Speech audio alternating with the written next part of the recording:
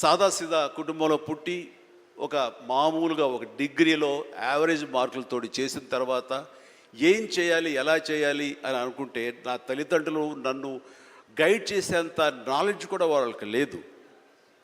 అలాంటి టైంలో నాకు అనిపించింది, నాకు చిన్నప్పటి నుంచి ఇంట్రెస్ట్ యాక్టింగ్. 10th క్లాస్ చదువుతున్నప్పుడు ఒక డ్రామా వేశాను, బెస్ట్ యాక్టర్ వచ్చింది. కాలేజ్ డేస్లో ఇంకో డ్రామా వేశాను, అది బెస్ట్ యాక్టర్ వచ్చింది. అది documented, it's that full proof.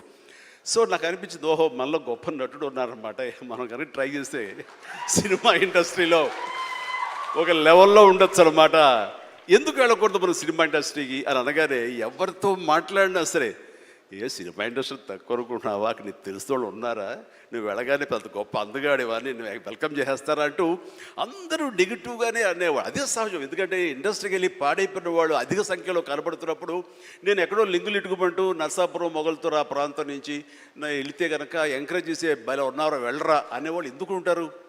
కానీ లోపల నా తపన అంతా ఖచ్చితంగా వెళ్ళాలి అనిపించింది. అదే విషయం అమ్మా నాన్నలు చెప్పాను, మైండ్ షిఫ్ట్ గురించి మాట్లాడుతున్నాను. అమ్మా నాన్నలు చెప్తే, నువ్వు వెళితే నీకు ఇంట్రెస్ట్ ఉంటే వెళ్ళు, కానీ ఏదైనా జరగచ్చు, రేపొద్దు నువ్వు రాణించకపోవచ్చు.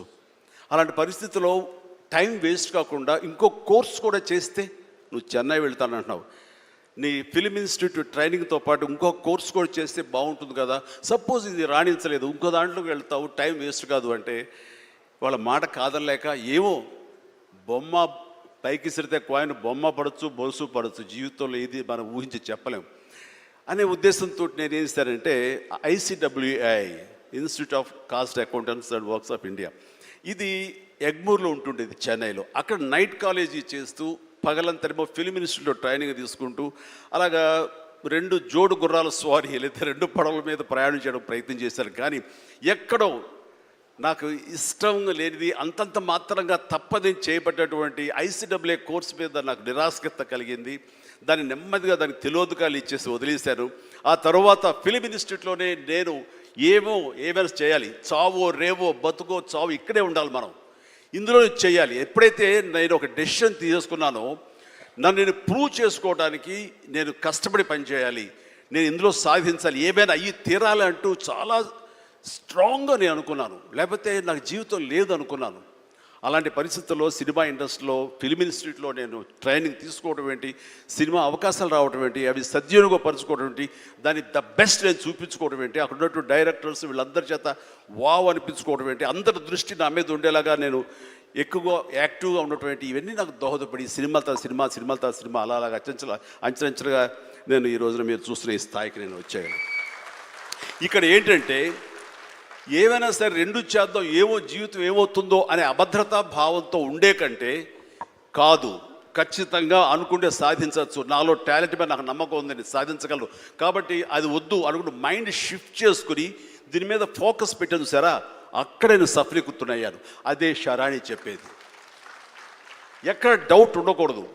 ఆ ప్రొఫెషన్ నీకు ఇష్టమైన ప్రొఫెషన్ అయ్యి ఉండాలి, దాని మీద నువ్వు ఇంట్రెస్ట్ పెంచుకోవాలి, అది సాధించడానికి కష్టపడి పనిచేయాలి, ఒళ్ళొంచి పనిచేయాలి, అది కూడా స్మార్ట్గా పనిచేయాలి.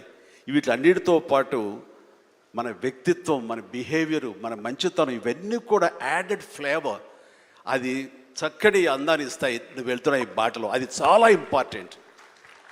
చాలామంది అత్యున్నత స్థానానికి వెళ్ళిపోతుంటారు, కానీ క్యారెక్టర్ లేకపోతే వాళ్ళు ఎంత ఎత్తుకెళ్ళినా సరే సర్లే పెద్ద చేసేలే అని అంటారు. అది ఎంత లేదన్నా సరే ఆ క్యారెక్టర్ కూడా నీకు లేని అందాన్ని తీసుకొస్తుంది, నీ కష్టానికి మరింత అందం ద్విగుణీకృతం అవుతుంది, నీ ఫలితం కూడా అంత బాగా ఉంటుంది. కాబట్టి మైండ్ సెట్కి షిఫ్ట్ అనేది చాలా చాలా అవసరం. ఆ రకంగా శరాణి చేసినటువంటి ప్రయత్నం సఫలీకృతం అవుతుంది, చాలామంది రీచ్ అవుతుంది, చాలామంది లబ్ధిదారులు పొందుతారు. అండ్ చెప్పాలంటే మన నారా చంద్రబాబు నాయుడు గారు కూడా చిన్నతనం నుంచి కాలేజీ రోజు నుంచి నాయకత్వ లక్షణాలతోటి అక్కడ నాయకుడుగా కాలేజీలో ఉంటూ అక్కడి నుంచి తనకి ఇష్టమని ఈ ఫీల్డ్లో రాణించాలి, నా రాష్ట్రానికి సేవలు చేయాలి, ఇక్కడ ఏమైనా సరే అవ్వాలి అనే అకుంఠిత దీక్షతో అయ్యారు. ఆ రోజున రామారావు గారు ఉంటారని ఆయన పాలిటిక్స్కి వస్తారని కాదు, ఆయన మీద నమ్మకం, అట్లా ఏ మారుమూలు ఉన్నా నేను ఎట్లయితే యాక్టింగ్ మీద నా నమ్మకంతో నేను ఎలా ఉన్నానో అలాగే నాయకత్వ లక్షణాలతో పాలిటిక్స్లో రావాలి, రాణించాలి, ఇతోధికంగా ఎంతో సేవలు చేయాలని అనుకున్నారు. కాబట్టి నాయకుడిగా, స్టూడెంట్ నాయకుడిగా, విద్యార్థి నాయకుడిగా ఉన్న ఆయన పాలిటిక్స్లో రావడం ఏంటి అనుకోని పరిస్థితుల్లో అవకాశాలు వస్తే వాటిని చేజిక్కించుకుని వాటిని ఆసరాగా తీసుకుంటూ అంచెలంచెలుగా ఎదుగుతూ ఈ రోజున మనం చూసేటువంటి అద్భుతమైనటువంటి ఒక మహానాయకుడిగా ఎదిగారు.